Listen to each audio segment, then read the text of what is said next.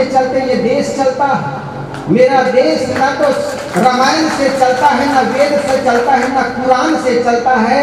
मेरा देश चलता है बाबा साहब अम्बेडकर के संविधान से चलता है। हमारा यह देश धर्म प्रधान देश कहलाता है। कहने भर तो धर्म प्रधान देश है, लेकिन धर्म के नाम पर हम आदमी को आदमी की तरह नहीं देखे। हम सत्य को पचा नहीं पाए, बल्कि सत्य के टुकड़े टुकड़े करके हमने हजम करने का प्रयास किया।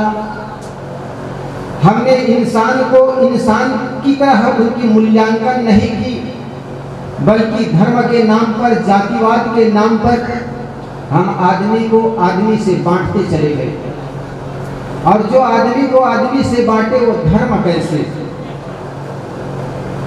और धर्म को समझने के पहले धर्म और संप्रदाय को हमें जरूर समझना चाहिए। जो तो कहा गया कि हिंदू धर्म, मुस्लिम धर्म, सिख धर्म, ईसाई धर्म, हकीकत तो यह है कि ये धर्म नहीं बल्कि एक संप्रदाय है, एक रास्ता है। क्योंकि जो भी संप्रदाय होता है उस संप्रदाय को कोई निर्माता होता है, कोई निश्चित जगह पर पैदा होता है, निश्चित व्यक्ति के द्वारा पैदा किए जाते हैं और निश्चित जाति के लोग मानते हैं, उसको संप्रदाय कहते हैं। लेकिन धर्म के लिए ऐसे नहीं कह सकते। धर्म सार्वजनिक होता है, सर्वकालिक होता है, सार्वभौमिक होता है। किसी हिंदू के लिए अलग, मुस्लिम के लिए अलग, ऐसा कोई धर्म नहीं होता। जैसा हमारे सद्गुरु संतों ने कहा, दया, क्षमा, करुणा, विवेक, विचार ये धर्म है। और इससे हट करके हम संप्रदाय को धर्म कहते हैं, तब धर्म में विकृतियां आनी शुरू हो जाती हैं। और यही कारण है कि हम आदमी को भेद डालते चले गए। इंसान को इंसान की तरह देखे नहीं, बल्कि जाति पात के नाम पर आदमी का मूल्यांकन करना शुरू कर दिए। आप सब राजस्थान के रहने वाले, आप जानते हैं, मड़वाड़ में चले गए होंगे। रास्ते चलते आदमी को पूछ दिया जाता है, भैया तुम्हारे जाति कौन दूध के हो? अब आदमी को देख करके आदमी उनकी जाति पूछता है। एक व्यास गद्दी पर बैठ करके एक संत प्रवचन कर रहे थे। उस प्रवचन करते संत को देखकर एक जातिवाद का मारा, परंपरा का मारा एक आदमी आकर के पूछा, बाबा कौन जाति के हो? उस व्यास गद्दी पर बैठा हुआ संत ने सोचा, ये आदमी जातिवाद का मारा है, इनको मैं नहीं दिख रहा हूँ, मैं आदमी जैसा नहीं दिख रहा हूँ, इसलिए तो पूछ रहा है। तो उन्होंने एक गाय के तरफ इशारा करके उस संत ने कहा, ये कौन जाति के जी, तुम बताओ पहले। उस जातिवाद के आदमी ने कहा, ये तो गाय की जाति के है जी। तब व्यास गद्दी पर बैठे हुए संत ने दूसरे बार एक कुत्ते की ओर इशारा किया और कुत्ते की ओर इशारा करके कहा, इनकी कौन जाति के है जी? तो उस जातिवाद के मारा आदमी ने कहा, ये कुत्ते की जाति के जी, ये तो कुत्ते जाति के है, आपको दिखाई नहीं पड़ती क्या? तब व्यास गद्दी पर बैठे हुए आदमी ने कहा, रे भले आदमी, तुमने गाय को देख लिया, उनकी जाति जान गए, ये गाय की जाति के है।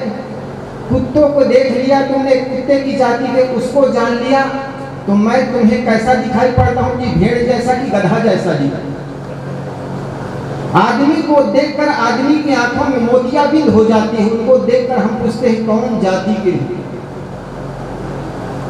आदमी का सद्गुरु कबीर को सबसे अधिक बात यही सारी बातें खलती थी। एक इंसान दूसरे इंसान से जब जाति पूछता है, तब सद्गुरु कबीर को ये बात बड़े अंग से द्वंद्वित कर देता था। और यही कारण है कि उन्होंने सद्गुरु कबीर ने बीजक में सुंदर एक शब्द कहा, तहिया हम तुम ये कै लोहू, ये कै प्राण व्यापय मोहू, ये कै जली जना संसारा, कौन ज्ञान से भयो किनारा। अरे तुम कौन से ज्ञान से बड़े हो गए, जिसके चलते एक आदमी को तुमने अछूत मान लिया, छोटा मान लिया, एक आदमी को तुमने बड़ा मान लिया, अपने को बड़ा मान लिया। इस देश का बहुत बड़ा दुर्भाग्य रहा है इस देश की वर्ण व्यवस्था, और इसी व्यवस्था में 55 हजार वर्षों तक चला है। जरा सोचो, एक आदमी मोटा काम करता है, मोटा काम करने वाला आदमी को हमने छोटा मान लिया। ये कपड़े बुनने वाला बुनकर समाज कपड़ा बनाकर को तो हमको दे दिया, कपड़ा पहन करके प्रतापगढ़ के चौराहे पर चमकने वाला आदमी बड़ा हो गया, और उस कपड़े को बनाने वाला बुनकर समाज छोटा हो गया। कैसी व्यवस्था रही? एक मटका बनाने वाला कुम्हार समाज, मटका से हमने सुंदर ठंडा पानी तो पी लिया, लेकिन मटका बनाने वाला समाज को हमने कहा तुम छोटे हो गए। ये तीली के पौधों को पता लगाकर तीली से तेल निकालने वाला तेली समाज, जिस तेल को हमने पूरी पकवान बनाए, मंदिर में जाकर के सुंदर दीपक उस तेल से जलाए, पूरी पकवान बनाकर को तो हमने तेल खा लिए, पी लिए, शरीर को मर्दन किए, लेकिन उस तेल निकालने वाले समाज को कहा तुम अछूत हो गए। दो जोड़ी जूते बनाने वाले मैदान पर पड़े चमत्कार समाज, मैदान पर पड़े चाम को लाकर के सुंदर जूता बना करके हमें दिए, उस जूते से हमने शरीर की रक्षा की, कांटों से, कंकड़ से।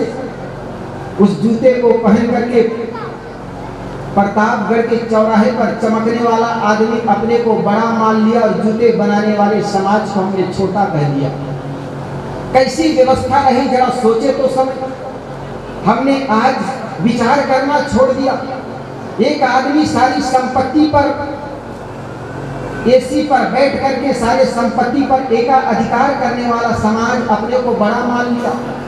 दूसरे के घर में भिक्षा मांगकर खाने वाला समाज बड़ा हो गया और खेतों में मेहनत करने वाला आदमी छोटा हो गया। कैसी व्यवस्था रही। इसके चलते ये समाज 5-5 हजार वर्षों तक चला है। वो तो माननीय बाबा साहब अंबेडकर की बहुत बड़ी देन है, जिसके चलते, संविधान के चलते ये देश चलता है। मेरा देश न तो रामायण से चलता है, न वेद से चलता है, न कुरान से चलता है।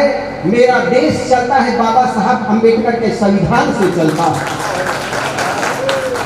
जिस महापुरुष ने 33 डिग्रियां लेकर के सुंदर संविधान का निर्माण किया, 8वीं फैल गधा आदमी कहता है ये संविधान गलत है, और वो सोचता है हमारा मनुस्मृति पुनः लागू होनी चाहिए। कैसी व्यवस्था रही।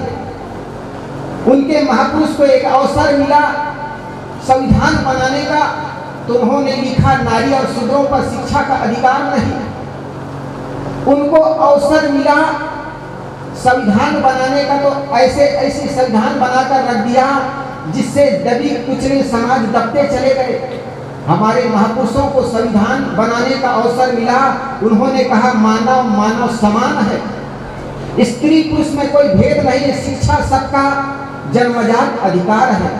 ये संविधान बनाकर हमारे महापुरुषों ने दिया।